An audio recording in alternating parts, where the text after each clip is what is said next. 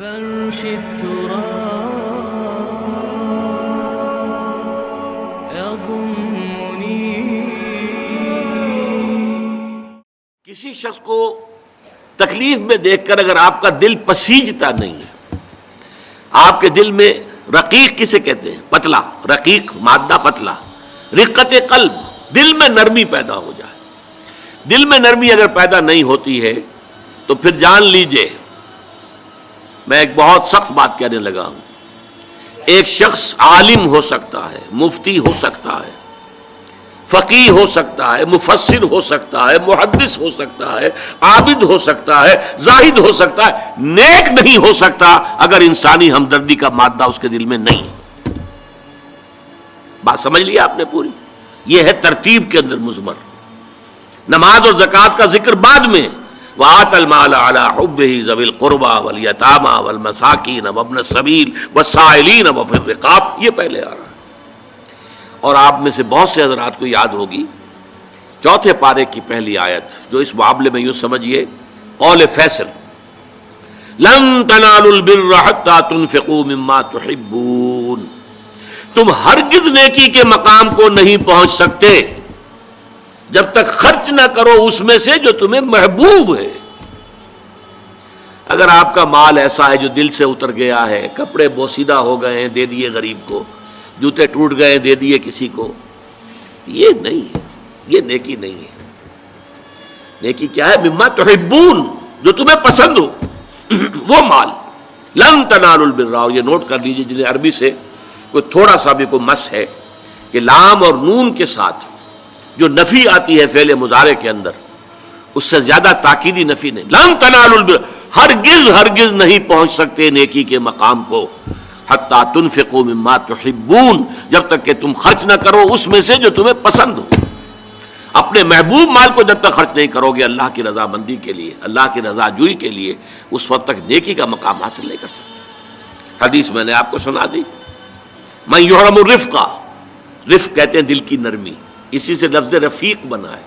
رفیق وہ ہیں جو آپس میں ہمدرد ہیں، غم گسار ہیں، ایک دوسرے کا درد بانٹنے والے ہیں، ایک دوسرے کے دکھ کو اپنے دل میں محسوس کرنے والے ہیں. میں نے ہمدردی کی وضاحت پچھلی نشست میں کی تھی.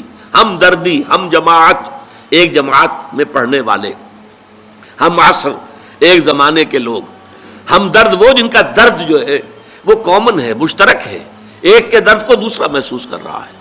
خنجر چلے کسی پہ تڑپتے ہیں ہم امیر، سارے جہاں کا درد ہمارے جگر میں ہے. یہ ہے در حقیقت نیکی کی اصل روح.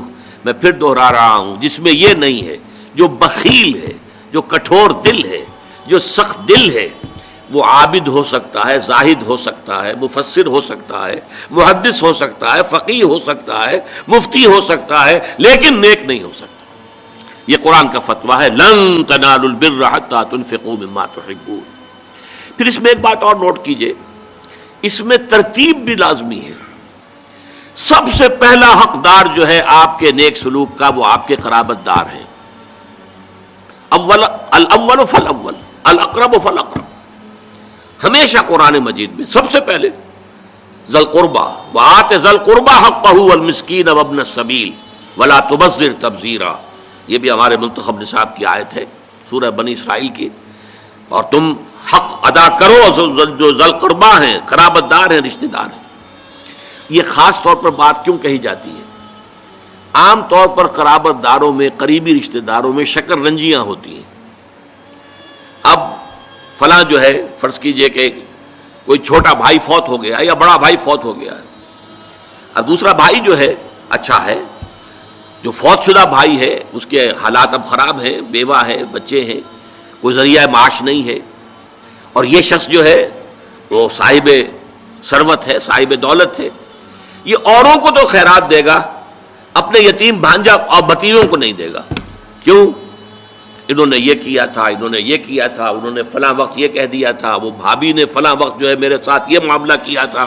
اس حوالے سے شکر رنجیوں کی وجہ سے ان کو چھوڑ کر دور دراز جا کر ریوڑیاں بانٹی جائیں گی، لیکن جو اصل حقدار ہیں ان کو چھوڑ دیا جائے گا. اس کا تجزیہ کیجئے. اس کا مطلب ہے یہ اللہ کے لیے نہیں دیا جا رہا. اگر اللہ کا جذبہ ہو اللہ کو راضی کرنا تو پھر تو دیکھو کہ اللہ نے سب سے پہلا حقدار کس کو بنایا؟ پھر تو دیکھنا ہوگا ترتیب اللہ کی. اللہ کی ترتیب میں تو آت المال علی حبہ ذوی القربى، ذوی القربى سب سے پہلے ہے، اس کے بعد یتامى ہے، مساکین ہے، وابن السبیل ہے، والسائلین ہے، وفی الرقاب ہے، لیکن اولین جو ہیں تو ذوی القربى ہیں. جس حدیث آتی ہے کہ حضور نے فرمایا من احب للہ وابغض للہ واعطى للہ ومنع للہ فقد استقبل الایمان.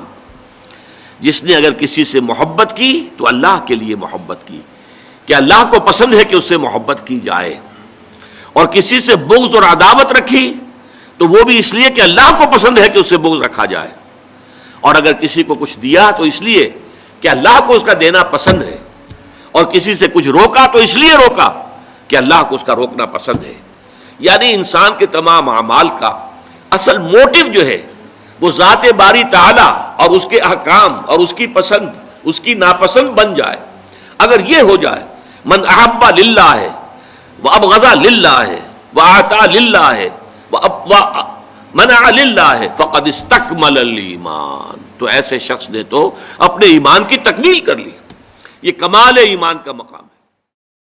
وتعلو همتي دوما وتسبق خطوتي الأزمان، فوقتي لا أضيعه بما يفضي إلى الخسران، وكفي لا يفارقها أداء البر والإحسان، ولا تدري شمالي عن يميني إنه